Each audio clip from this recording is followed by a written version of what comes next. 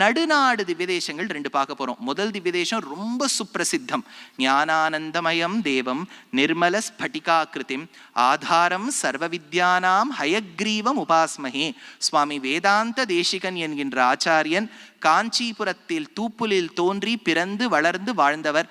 சிறிது காலம் நிம்மதி பெற வேண்டும், ஞானம் பெற வேண்டும் என்பதற்காக சென்ற இடம் அஹீந்திரபுரம் என்கின்ற கடலூர் பக்கத்தில் இருக்கக்கூடிய திவ்யதேசம். திருவஹீந்திரபுரம், அதை நம்ம கொஞ்சம் பேச்சுவார்த்தையில் திருவேந்திபுரம் வேந்திபுரம், அது திருவேந்திபுரம் இல்லை, திருவஹீந்திரபுரம். அஹீன்னு சொன்னா பாம்பு, அஹீனாம் இந்திரஹா, பாம்புகளுக்கு சுவாமியாய் இருக்கக்கூடிய ஆதிசேஷன் நிர்மாணம் பண்ண ஊர். பணிபதி புரநாதா பாத்துமாம் தேவநாதகான்னு இருக்கக்கூடிய தேவநாதன் எம்பெருமான். இங்க ஒரு திவ்யதேசம் தான், எதிர்க்க இருக்கக்கூடிய பெருமாளுக்கு தான் கூட்டம். கீழே தேவநாதன் கூட்டே வராது. ஏன்னா எல்லா குழந்தைகளுடைய 10ஆம் கிளாஸு 12 இப்போ சேர்ந்து நீட்டு ஜேஇ அட்வான்ஸ் எல்லாம் எழுத வேண்டியவர் அந்த பெருமாள் தான். அந்த குழந்தை எப்படி படிக்கிறதோ இல்லையோ, கடைசி நேரத்தில் ஒரு டாபர் தேனை வாங்கிட்டு ஒரு ஏலக்காய் மாலையை போட்டு பெருமாளுக்கே திகட்டி போயிடும். அந்த அளவுக்கு தேனா கொடுத்தோ இதுவா கொடுத்தோ போடு, எனக்கு எக்ஸாம் எழுது, நான் படிக்கல, நீ தான் என் சார்பாக எழுதணும். ஹயக்ரீவர் அதுக்கு பதிலாக எவ்வளோ பேருக்கு நான் எழுதுவேன் அப்படிங்கிறார். அதனால தான் இப்போ என்ன பண்ணிட்டார், ஹயக்ரீவர் ரொம்ப கருணை பூந்து எல்லாருக்கும் கிரேஸ் மார்க்ஸ் போட்டுவிடுறார். இப்படி எல்லாத்துக்கும் 15, இங்கே 15, அங்கே 15. ஏன்னா எல்லாரும் அப்பா அம்மா பாட்டி தாத்தாலேருந்து ஹயக்ரீவம் உபாஸ்மஹே தேசிகன் எழுதி வச்சாலும் வச்சார். ஞானானந்தமயம் தேவம் நிர்மல ஸ்பட்டிகாகிருதியும் அப்படியே ஹோல்சேலா அந்த ஹயக்ரீவர் அப்படி. ஏன்னா கீழே தேவநாத பெருமாள் மோட்சம் கொடுக்குறார். மோட்சம் யாருக்கு வேணும்? படிப்பு தான் வேணும். அதனால மேலே ஹயக்ரீவரை நோக்கித்தான். ஸ்வதசித்தம் சுத்த ஸ்பட்டிகமணி பூபிருத் பிரதிபட்டம் சுதாசத்ரீச்சி வித்யுதிபிர் அவதாத திரிபுவனம் அனந்தைஸ்திரையந்தைஹி அனுவிஹித ஹேஷாஹலஹலம் ஹதாசேஷாவத்யம் ஹயவதனம் ஈடீமஹி மகான்னு தேசிகன் எடுத்தார். அந்த பெருமாள் கனைத்தால், இப்போ நம்ம இங்கிலீஷில் கூட சொல்கிறோம் பாருங்க, சத்தியம் ஒரு வார்த்தை வாயிலேருந்து வரணும்னா let it come from the horses மவுத்துங்கிறோம்.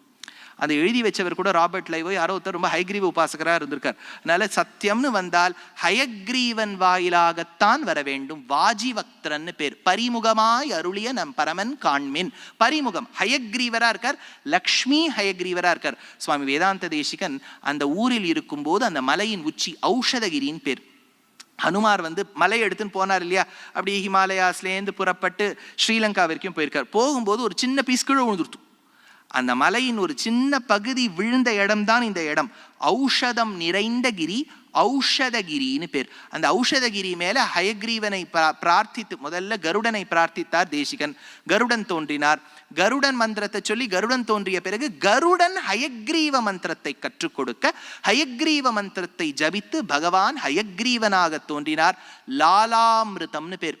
பெருமாளுடைய நாக்கிலிருந்து பிறப்பக்கூடிய ஒரு சின்ன எச்சில் அது தேசிகன் மீது பட்டு அவ ஜிஹ்வாக்ர சிம்ஹாசனம் அபியுபேயாக பெரிய கவிதார்க்கிக சிம்மமானார் ஹயக்ரீவன். ஹயக்ரீவனுக்கு என்ன பெருமைன்னார், ஞானத்தை கொடுக்கக்கூடியவர்கள் 3.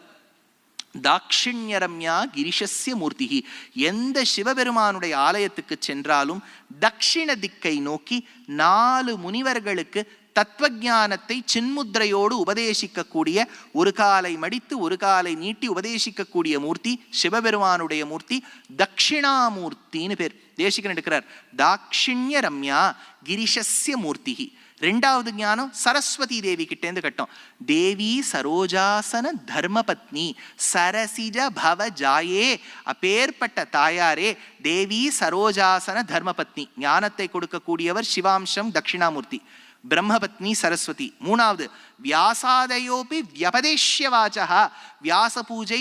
இப்போ நாங்கள் உட்கார்ற பீட்டம் இருக்கு பாருங்க, சுமாரா சொன்னாலும் இந்த பீட்டத்துக்கு வியாச பீட்டம்னு பேர். நாங்கள் எவ்வளோ சுமாரான்னு சொன்னாலும் இந்த பீட்டத்துக்கு வியாச பீட்டம்னு பேர். வியாச பீட்டம்னா வியாசரே உபதேசிப்பதாக கொள்ளவும். அப்பேற்பட்ட மகாஜானி வியாசர். அப்போ தட்சிணாமூர்த்தி சரஸ்வதி வியாசர் 3 பேருக்கும் ஞானம் கிடைக்கிறது தவசக்தி லேசைஹி ஹயக்ரீவன் கிட்டேந்து கிடைக்கிறதான். அதனால்தான் வேதத்தை சொல்லும் போது யாராக இருந்தாலும் ஹயக்ரீவரை தியானம் செய்ய வேண்டும். தேசிகன் வேதாந்த தேசிகனாய் கவிதார்க்கிக சிம்மமானதற்கு காரணம் ஹயக்ரீவர். ஹயக்ரீவருக்குன்னு இருந்த திவ்யதேசம் திருவஹீந்திரபுரம். ஆனா ஆழ்வார் கொண்டாடினது கீழே இருக்கக்கூடிய பெருமாளை தான். பணிபதி புரநாதகா பாத்துமாம் தேவநாதகா. இந்த தேவநாதனை ஆழ்வார் கொண்டாடுறார். 3வராகிய ஒருவன் அப்படின்னு பேர் இந்த பெருமாளுக்கு. நல்லா ஞாபகம் வச்சுங்கோ.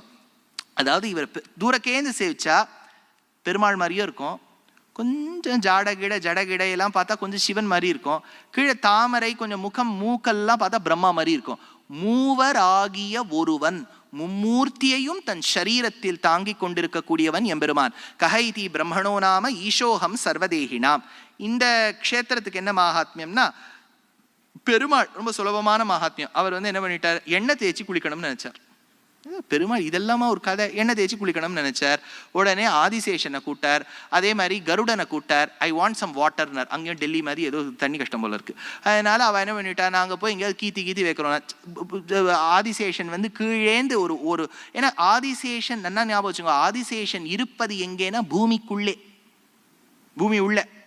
நீங்க பார்த்திருக்கேளான்னு என்ன கேட்காதீங்க, நான் 10 அடி தாண்டி பார்த்ததே கிடையாது. இருப்பார்னு ஒரு நம்பிக்கைன்னா, வால்மீகி ராமாயணத்தை உள்ள இருக்காருன்னு தான் வால்மீகி எடுத்திருக்கார். உள்ள இருக்கார். அவர் தன்னுடைய வாளால ஒரு ரொட்டேட் பண்ணார், ட்ரில்லிங் மிஷின் மாதிரி. கிணறு வந்துடுத்து, சேஷ தீர்த்தம். பெருமாளுக்கு இதோ நீ எண்ணெய் தேய்ச்சி குளின்னு விட்டார். கருடன் பாவம் உலகமெல்லாம் 8 திசையும் உழன்றோடி இழைத்து விழும்னு அவர் எங்கேருந்தோ போய் மூக்கால ஒரு கீரல் கீறி கட்டிலம்னு ஒரு நதி, கருட நதின்னு உருவாக்கினார். அதுக்குள்ள பெருமாள் குளிக்க ஆரம்பிச்சிட்டார். உடனே கருடனுக்கு கோவம் வந்தது, என்ன சுவாமி இது நான் இல்லாம பண்ணிட்டேன்னு சொன்னோம்னா அவரை சமாதானப்படுத்தினார். பெருமாளுக்கு என்னன்னா, 2 பேர் ஒருத்தர் டிரைவர் வேலை இல்லைன்னா விட்டு போயிட்டாருன்னா என்ன பண்றது, 2 பேரையும் சமாதானப்படுத்தணும். அதனால 2 பேரும் ஒரு நாள் இங்க குளிப்பேன், ஒரு நாள் அங்க குளிப்பேன்னு சமாளிச்சுட்டார். அந்த உயர்ந்த திவ்ய தேசம் திருவஹீந்திரபுரம். அஹி அப்படின்னா பாம்பு, அஹீந்திரன ஆதிசேஷன், ஆதிசேஷனால் அமைக்கப்பட்ட புறம் அஹீந்திரபுரம். பெருமாளுக்கு தேவநாதன் பேரு, தாயாருக்கு பார்கவி, லக்ஷ்மி, ஹேமாப்ஜவல்லி. ரொம்ப அழகா இருப்போம் தாயார். அங்க தாயாருக்கு நீங்க அர்ச்சனை பண்ணி கேட்கணும். நான் ஏற்கனவே அர்ச்சனைக்கு ரொம்ப அழகான ஒரு க்ஷேத்திரம் நேற்று சொன்னேன், இது நாகப்பட்டினம் சொன்னேன். அங்கே போய் ரொம்ப அர்ச்சனை, பெருமாளுக்கு ரொம்ப நல்லா இருக்கும். தாயாருக்கு அர்ச்சனைன்னா திருவஹீந்திரபுர சன்னதியில் இந்த பட்டர் சுவாமி பண்ணி வைப்பார். இன்னும் இந்த பாட்டெல்லாம் நன்னா பாடிவிட்டா வித்வான்கள் கிட்ட என்ன பண்ணுவா, ஒன்ஸ் மோர்னு சொல்லுவா. அதே பாவம் பாடின பாட்டியே பாடிட்டு இருக்கணும். இங்கே அதே மாதிரி அந்த பட்டர் கிட்ட கேட்கலாம், சுவாமி இன்னொரு தடவை அர்ச்சனை பண்ணுங்க. அவ்வளவு அழகா இருக்கும் அந்த தாயாருக்கு. ஒண்ணுமே அஷ்டோத்திரத்தையே நீங்க சொல்லி பாருங்களேன். பிரகிருத்யை நமஹ, விக்ருத்யை நமஹ, வித்யாயை நமஹ, சர்வபூதஹித பிரதாயை நமஹ, ஸ்ரத்தாயை நமஹ, பரமாத்மிகாயை நமஹ, லோக சுந்தரியை நமஹ. ஒரு நாமாவும் அவ்வளவு அழகா இருக்கும். அது நம்ம என்ன இப்ப கோவிலுக்கு போகும்போது பட்டருக்கும் அவசரம், நமக்கு அதை விட அவசரம். அது கடைசி வார்த்தை மட்டும் நமக்கு விழுந்து, புவனேஸ்வரியை நமஹா அப்படின்னு சொல்லும்போது நம்ம கரெக்டா ரூபா எடுத்து வச்சிருவோம். நம்மளும் நம்ப வேண்டியதா அவர் 108 சொல்லியிருப்பாருன்னு, அவரும் நம்ப வேண்டியதா 108 சொல்லியிருப்பாருன்னு.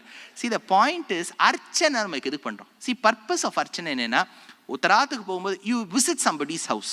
You may want to say some nice flowery words about them. What a beautiful house. இருக்கோ இல்லையோ அப்படி சொல்லிட வேண்டியதான், இவ்வளவு அழகா இருக்கு வீடு அப்படின்னு. சுமாரா வச்சிருந்தா அவளுக்கு குற்றுத்தி, என் வீடை பார்த்தா சொல்ற நன்னா பார்த்து சொல்லு அப்படின்பா.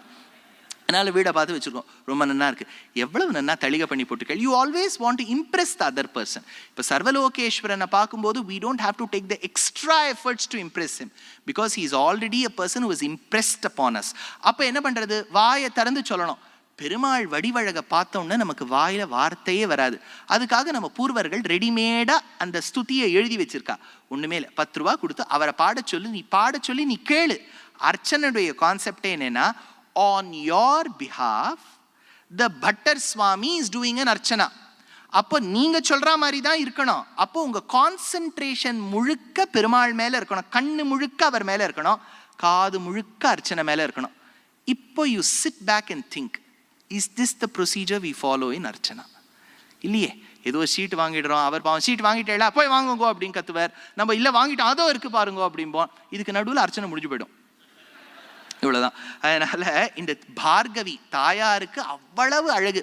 வேதாந்த தேசிகன் என்கின்ற ஆச்சாரியன் இதே திவ்யதேசத்தில் தங்கி சுவாமி எத்தனை கிரந்தங்கள், இந்த ஜெய ஜெய மகாவீர மகாதீர தௌரேய தேவாசுர சமர சமய சமுதித நிகில நிர்ஜர நிர்தாரித நிரவதிக மகாத்மிய தசவதன தமித தெய்வத பரிஷத் அபியர்த்தித தாசரதி பாவ தினகர குல கமல திவாகர திவிஷத. இந்த ரகுவீர கத்தியம் இருக்கு இல்லையா, அந்த பெருமாள் சன்னதியை பிரதட்சிணமா வர இடத்துல ராமர் சன்னதி இருக்கும், ரொம்ப அழகு அந்த ராமர். அந்த ராமர் முன்பே எழுதினதுதான் ரகுவீர கத்தியம். பக்கத்துல கிருஷ்ணர் சன்னதி, கோபால விம்சதி. இந்த பக்கம் தேவநாதன் தேவநாயக பஞ்சாஷத், மேல ஹயக்ரீவர் ஹயக்ரீவ ஸ்தோத்திரம், கருடனுக்கு கருட பஞ்சாஷத். பெருமாளை நாயிகா பாவனத்தில் பிராகிருதத்தில் ஒரு கிரந்தம் அச்சுய சயயம்னு பேரு. அம்ம குருணமச்சுய ஜீயாசியா சண்ணமிலத்தப இட்டோ படிவாயிய பரமட்டோ வாரேசி பண்டித அத்தணமம்மாணம். இது பிராகிருத மொழி. அச்சுத சதகம்னு எழுதினார். பரமதபங்கம், யாதவாபியுதயம், ஹம்ச சந்தேஷம் போட்டு அப்ப இந்த பக்கம் அவர் ஒரு நாளுக்கு ஒரு கிரந்தம் எழுதுவார் போல இருக்கு. அந்த மாதிரி திருவஹீந்திரபுரம் அப்பேற்பட்ட ஆச்சாரியனுக்கு சாட்சியாக இருந்தது. அந்த ஆச்சாரியன் தன் கையாலேயே 750 வருடங்களுக்கு முன்பு வெட்டிய கிணறு இன்றும் அந்த திவ்யதேசத்தில் உள்ளது.